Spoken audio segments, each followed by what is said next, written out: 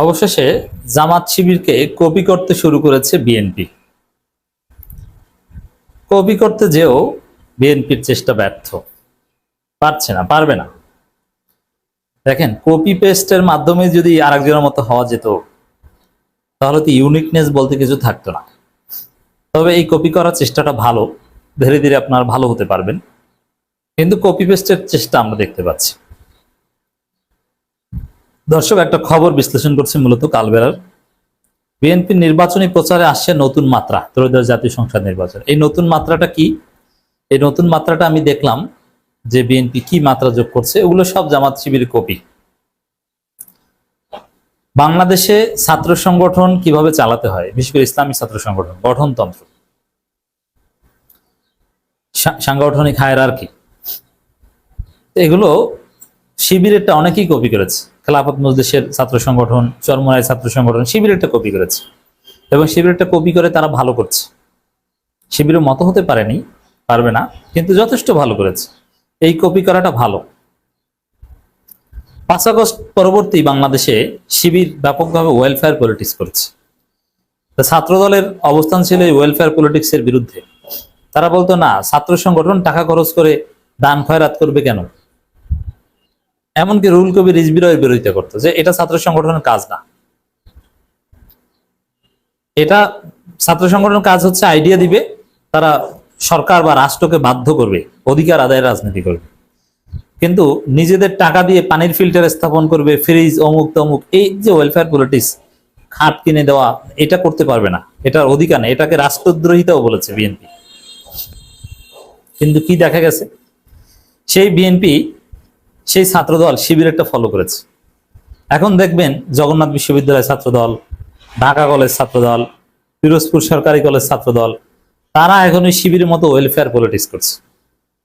তারা পানির ফিল্টার দিচ্ছে, এই পানির ফিল্টার এটা শিবির দিয়েছে, এরপরে ছাত্রদল ওইটা অনুসরণ করা শুরু করেছে, কপি করছে।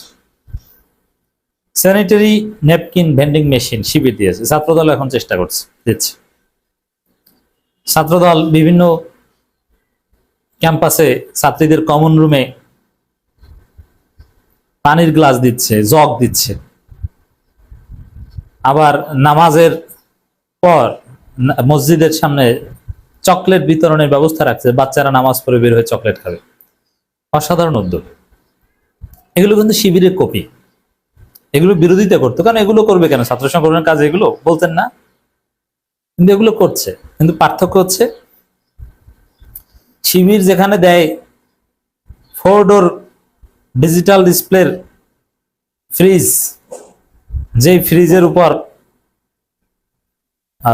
টিভি আছে, যে ফ্রিজে আপনি ইউটিউবে ভিডিও টেলিভিশন দেখতে পারেন, ফ্রিজের উপরে, আমার ফ্রিজের মতো, এবং 4 ডোর, 4টা দরজা, ব্ল্যাক কালার, একদম অভিজাত, এবং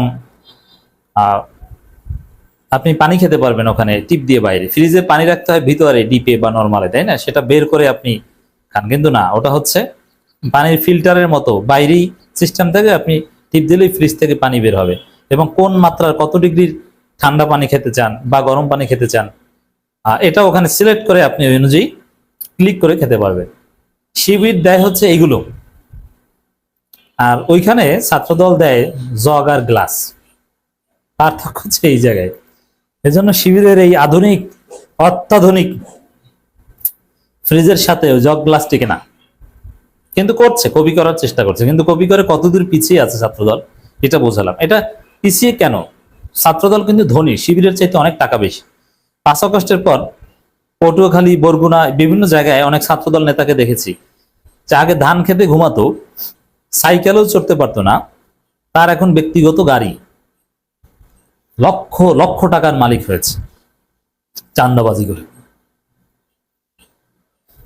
কিন্তু এটি হচ্ছে সমস্যা, যে এই শিবিরকে কপি করে যে রাজনীতিটা করতে যায়, ওখানে ওরা টাকা মেরে খেয়ে ফেলে। যেমন ডাকসু নির্বাচনে বিএনপির পক্ষ থেকে সে লন্ডন থেকে টাকা পাঠানো হয়েছে, অনেক লন্ডনে ফান্ড কালেকশন হয়েছে, আমরা জানি, কিন্তু সেই টাকা মেরে খেয়েছে।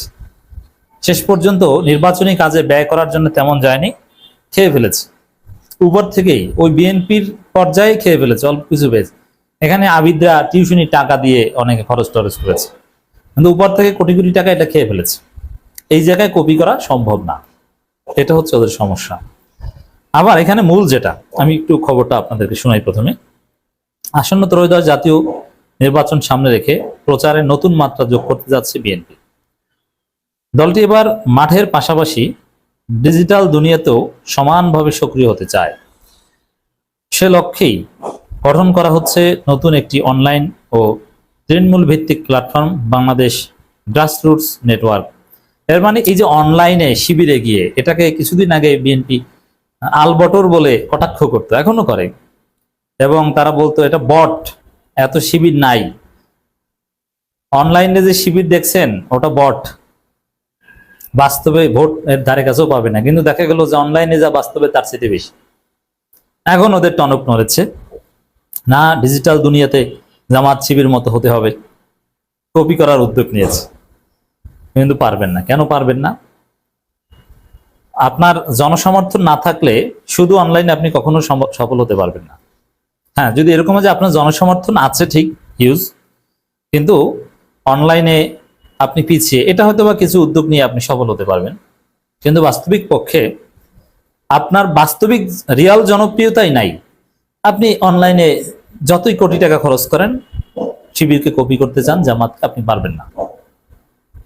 এক, এই যে দেখেন জামাতের সফলতার রহস্যটা দেখে, এই যে অনলাইনে জামাতের আধিপত্য দেখেন, বিশ্বাস করেন, অনলাইন ইউটিউবার, ইনফ্লুয়েন্সার, এদের নিয়ে জামাতের কোনো কর্মসূচি নাই, কোনো এজেন্ডা নাই, এদেরকে জামাত গুনেই না। আমার চাইতে কোনো বড় ইউটিউবার, সোশ্যাল মিডিয়া ইনফ্লুয়েন্সার জামাতপন্থী নাই, একজনকে দেখা আমার ধারে কাছেও নাই, আমি চ্যালেঞ্জ দিয়ে বলতে পারি। কিন্তু জামাত কিন্তু আমাকে গুনে না, সত্য কথা বললাম, আমি গুনি, কিন্তু জামাত আমাকে মূল্যায়ন করে না বা গুনে না, বা আমি ওইসব মূল্যায়ন চাইও না, বা আমি ওরকম জামাত মেয়েদের ফোন ধরিও না ঠিক মতো। অ্যাসিস্ট্যান্ট সেক্রেটারি, নায়েব এমএলএ, অনেকের ফোন আমি ইচ্ছে করলে ধরি, অনেকেরটা ধরি না। তাহলে এই যে আমার মতো অনেক কাজ করছে, তারা স্বতঃস্ফূর্ত ভাবে কাজ করছে, জামাতকে ভালোবেসে করছে। আমি বলি যে আমি দেশের স্বার্থে কাজ করি, আল্লাহর সন্তুষ্টির জন্য কাজ করি। এখানে জামাত কি মূল্যায়ন করলো না করলো এটা না। আর আমি মূল্যায়ন নিতে যাই না কেন? মূল্যায়ন নিতে গেলে তো আমার স্বাধীনতা থাকবে না। এখন এই যে আমার উদাহরণটা দিলাম, এরকম লোক কিভাবে তৈরি হয়েছে? দেশের জন্য কাজ করলে এটা আল্লাহর জন্য কাজ করা হবে, দেশের জন্য কাজ করা হবে। এইভাবে জামাত অনলাইন জগতে রাজত্ব করতে পারছে। এখন বিএনপির কি এই অবস্থান আছে যে বিএনপিকে আল্লাহর জন্য ভালোবাসে, দেশের জন্য বিএনপি করে, তাহলে তরুণ প্রজন্ম করবে? এই জায়গাটা তো বিএনপির নাই। আপনি ব্যর্থ হবেন কিভাবে, মানে সফল হবেন কিভাবে? আপনার ব্যর্থতা তো নিশ্চিত। এই যে অনলাইন প্ল্যাটফর্ম গঠন, এতে কোটি কোটি টাকা খরচ, ওইটা আওয়ামী লীগের দিকে তাকান। আওয়ামী লীগ সিআরআই এর মাধ্যমে 6 লক্ষ লোককে ট্রেনিং দিয়ে অনলাইনে রাজত্ব করার চেষ্টা করেছিল, কিন্তু জামাত শিবিরের সাথে পারেনি, কারণ মাঠে নাই। আপনি বাস্তবে 6 লক্ষ লোককে ট্রেনিং দিয়ে 1000 কোটি টাকা খরচ করে কিছু করতে পারবেন না। আর জামাত এদেরকে গনেই না, কোনো খরচ নাই, চারানাও খরচ করে না, একটু ডেকে চা খাবে, চাও খাওয়ায় না, ইফতার পার্টিতেও দাওয়াত দেয় না, তারপরও জামাতের অনলাইনে রাজত্ব আছে এবং থাকবে। এটাই সায়েন্স।